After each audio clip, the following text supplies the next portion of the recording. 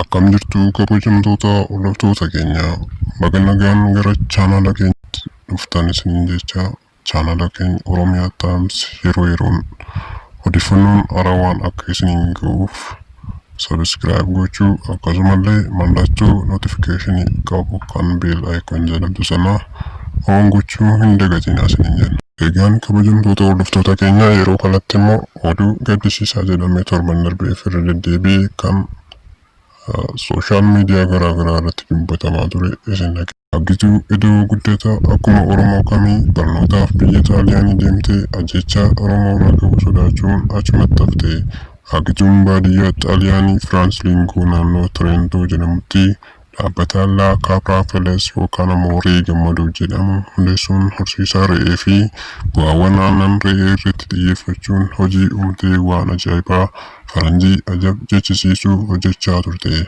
Poolisiin Xaaliyaanii akka ibsetti harka namaan burrusaan tumamtee du'uu ishee ibseera. Gurraacha ta'uu isheen faranjoonni jibba akka turan irra deddeebitee dubbachaa turte. Akka Oromootti du'a baqattee baatee ammas duuti ishee hin baqanne nama gaddisiisa. Agituu Edoo Yuunivarsiitii Tirentoo irraa gosa barnootaa sooshooloojiin eebbifamte. Achumatti haftee re'oota horsiisuun jiraachaa turte.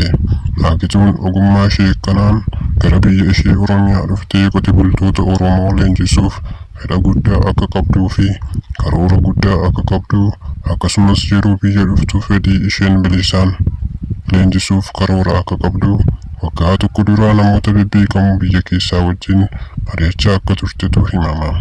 Haati Agituus argannee dubbisuuf yaalleerra. Agituu Edoo jetti obboleettii Hawwanii Edooti. Haatiin ishee hedduu sabboontota abbaan ishee Arsiirraa haati ishee ammoo Salaalee Guyyuurraa dhufan. Finfinneetti kan dhalatan maatiin ishee maqaa afaan Oromoo qabaatanii mana barumsaatti yeroo namni maqaa isheen qoosuu yaaluuf deebii gahaa kennite.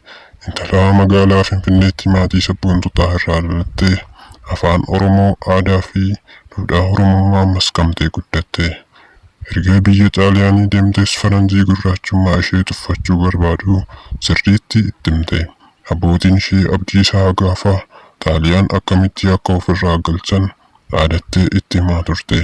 Gootittiin akka goota Abdiisaa kunis biyyuma duraan gootichi Abdiisaa itti dararamee Xaaliyaan keessatti wareegamte. Haala suukanneessaan Agituun harka hojjetaa dhuunfaa ishee Gaanaa irraa dhufeetiin ajjeefamtee jedhan.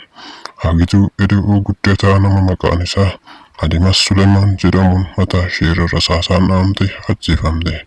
Sochiin isaa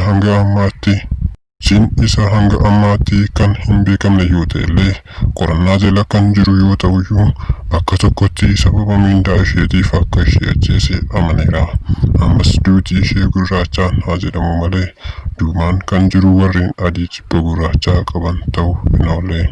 Agituun Oromoo kan taate lammummaan Itoophiyaa baqattoota Oromoo kan taate waggaa 10 dura biyya isheetti baqattummaatti beeleefiitiin biyya isheetti baqattee re'ee qonnaa lafaa buqqee Xaaliyaan gurgurtaa fi oomisha bareedinaa ishee beekamaa ta'e. Isheen Itaalii fi Awurooppaa keessatti illee sirriitti beekamte. Biyya dhaloota ishee caalaa Itaalii hedduu jaallatti. Isheen akka hojii daldalaa cimtuu qofa osoo hin taane akka hojii qindoominaattis ni beekamti. Garuu gaaffiin koo isheen maaliif haala hamaa akkasiin biyyaa baqattee baatee maaliif lammiin biyya ishee irraa ishee waliin yeroo hundaa doorsifamu namoonni bebbeekamoon jijjiirama olaanaa galmeessisan kanneen akka artistaa Haacaaluu fi gootonni biyya ishee maaliif dararamu gaaffii kootii jedha gaazexeessaan kun. Nama cimtuu fi hojii cimaa hojjetu akkasii lubbuu ishee dhabee. Reeffi Agituu Finfinneetti dhufee awwaalamaa Oromoon martinuu bahee goota addunyaan dinqisiifatee waliin bu'aa jiru kabajaan haa gaggeessinu. Guyyaa isaa fi bakka isaa akkuma reeffi ishee Finfinnee gahee maatiin murteessanii isiniif dhaamna. Maatii ishee, hiriyoota ishee fi biyya ishee Oromiyaa akkasumas jaallattoota ishee Xaaliyaan jiraataniif jajjabina hawwina. Waaqni akka ishee haa barbaadu, lubbuu ishee Waaqni haa maaru, boolla ishee Waaqni haa guutu jecha awwaalli ishee Finfinneedha. Kabajaan awwaallu jecha dhaamsa keenya isiniif dabarsina. Kabajamtoota hordoftoota keenya akkasumallee kanneen chaanala kanaaf haaraa taatan Times channel kana subscribe gochuudhaan oduulee yeroo yeroon dhiyaatanii fi akkasumallee barnoota hedduu isiniif dhiyaatan hordofuu hin dagatinaa isiniin jenna. Waan hordoftaniif galatoomaa. Akkasumallee kanneen haaraa taatan channel linkii keenya share like gochuudhaan akka nu jajjabeessitan isin gaafanna. Galatooma.